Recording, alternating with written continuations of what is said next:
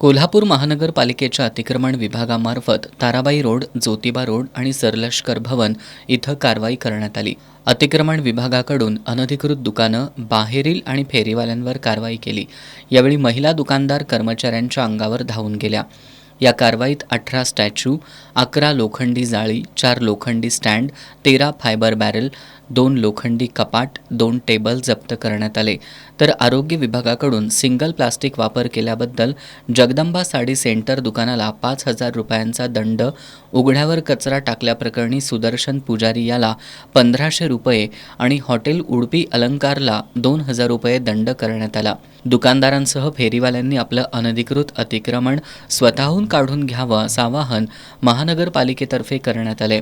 प्रशासक के मंजुलक्ष्मी यांच्या सूचनेनुसार अतिरिक्त आयुक्त राहुल रोकडे, सहाय्यक आयुक्त स्वाती दुधाणे, शहर अभियंता हर्षजित घाटगे, अतिक्रमण अधीक्षक विलास साळुंखे, सहाय्यक अधीक्षक प्रफुल्ल कांबळे, कनिष्ठ लिपिक सज्जन नागलोत, सुशांत कांबळे, मुकादम रवींद्र कांबळे आणि कर्मचाऱ्यांनी ही कारवाई केली.